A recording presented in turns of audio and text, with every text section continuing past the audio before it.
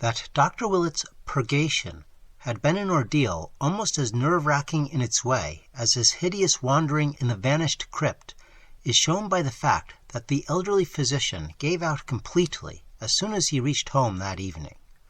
For 3 days he rested constantly in his room, though servants later muttered something about having heard him after midnight on Wednesday, when the outer door softly opened and closed with phenomenal softness. Servants' imaginations, fortunately, are limited, else comment might have been excited by an item in Thursday's Evening Bulletin, which ran as follows: North End ghouls active again. After a lull of 10 months since the dastardly vandalism in the Whedon lot at the North Burial Ground, a nocturnal prowler was glimpsed early this morning in the same cemetery by Robert Hart, the night watchman. Happening to glance for a moment from his shelter at about 2 a.m., Hart observed the glow of a lantern or pocket torch not far to the northwest, and upon opening the door detected the figure of a man with the trowel very plainly silhouetted against a nearby electric light. At once starting in pursuit, he saw the figure dart hurriedly toward the main entrance, gaining the street and losing himself among the shadows before approach or capture was possible. Like the first of the ghouls active during the past year, this intruder had done no real damage before detection. A vacant part of the Ward lot showed signs of a little superficial digging, but nothing even nearly the size of a grave had been attempted, and no previous grave had been disturbed. Hart, who cannot describe the prowler except as a small man probably having a full beard, inclines to the view that all 3 of the digging incidents have a common source. But police from the second station think otherwise on account of the savage nature of the second incident, where an ancient coffin was removed and its headstone violently shattered. The first of the incidents, in which it is thought an attempt to bury something was frustrated, occurred a year ago last March, and has been attributed to bootleggers seeking a cache. It is possible, says Sergeant Riley, that this third affair is of a similar nature. Officers at the second station are taking especial pains to capture the gang of miscreants responsible for these repeated outrages. All day Thursday, Dr. Willett rested, as if recuperating from something past, or nerving himself for something to come. In the evening he wrote a note to Mr. Ward, which was delivered the next morning, and which caused the half-dazed parent to ponder long and deeply. Mr. Ward had not been able to go down to business since the shock of Monday, with its baffling reports and its sinister purgation, but he found something calming about the doctor's letter, in spite of the despair it seemed to promise and the fresh mysteries it seemed to evoke. 10 Barnes Street, Providence, Rhode Island, April 12, 1928. Dear Theodore, I feel that I must say a word to you before doing what I am going to do tomorrow. It will conclude the terrible business we have been going through, for I feel that no spade is ever likely to reach that monstrous place we know of, but I'm afraid it won't set your mind at rest unless I expressly assure you how very conclusive it is. You have known me ever since you were a small boy, so I think you will not distrust me when I hint that some matters are best left undecided and unexplored.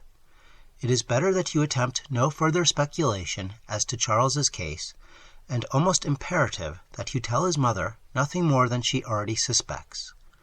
When I call on you tomorrow, Charles will have escaped. That is all which need remain in anyone's mind. He was mad, and he escaped. You can tell his mother gently and gradually about the mad part when you stop sending the typed notes in his name. I'd advise you to join her in Atlantic City and take a rest yourself. God knows you need one after this shock, as I do myself. I am going south for a while to calm down and brace up. So don't ask me any questions when I call. It may be that something will go wrong, but I'll tell you if it does. I don't think it will. There will be nothing more to worry about, for Charles will be very, very safe. He is now, safer than you dream. You need hold no fears about Alan and who or what he is. He forms as much a part of the past as Joseph Curwen's picture, and when I ring your doorbell, you may feel certain that there is no such person. And what wrote that minuscule message will never trouble you or yours. But you must steel yourself to melancholy and prepare your wife to do the same. I must tell you frankly that Charles's escape will not mean his restoration to you. He has been afflicted with a peculiar disease, as you must realize from the subtle physical as well as mental changes in him, and you must not hope to see him again. Have only this consolation, that he was never a fiend or even truly a madman, but only an eager, studious, and curious boy whose love of mystery and of the past was his undoing. He stumbled on things no mortal ought to know, and reached back through the years as no one ever should reach, and something came out of those years to engulf him.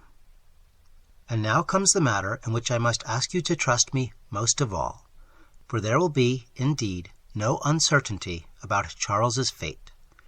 In about a year, say, you can, if you wish, devise a suitable account of the end, for the boy will be no more. You can put up a stone in your lot at the North Burial Ground, exactly 10 feet west of your father's and facing the same way, and that will mark the true resting place of your son. Nor need you fear that it will mark any abnormality or changeling. The ashes in that grave will be those of your own unaltered bone and sinew, of the real Charles Dexter Ward, whose mind you watched from infancy. The real Charles, with the olive mark on his hip, and without the black witch mark on his chest or the pit on his forehead. The Charles who never did actual evil, and who will have paid with his life for his squeamishness. That is all. Charles will have escaped, and a year from now you can put up his stone. Do not question me tomorrow, and believe that the honor of your ancient family remains untainted now, as it has been at all times in the past. With profoundest sympathy and exhortations to fortitude, calmness, and resignation, I am ever, sincerely your friend, Marinus B. Willett. So on the morning of Friday, April 13th, 1928, Marinus Bicknell Willett visited the room of Charles Dexter Ward at Dr. Waite's private hospital on Connecticut Island. The youth, though making no attempt to evade his caller, was in a sullen mood, and seemed disinclined to open the conversation which Willett obviously desired.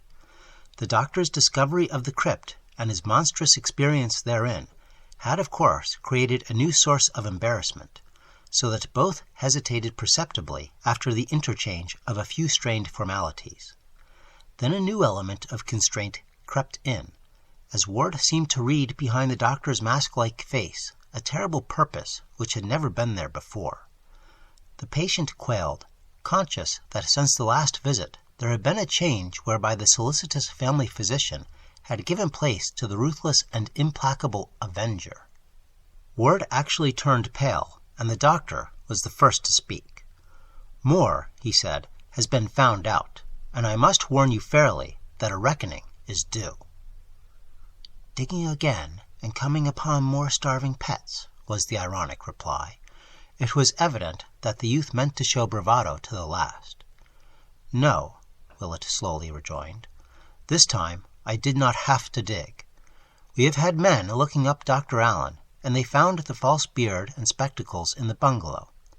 "Excellent," commented the disquieted host in an effort to be wittily insulting. "And I trust they proved more becoming than the beard and glasses you now have on."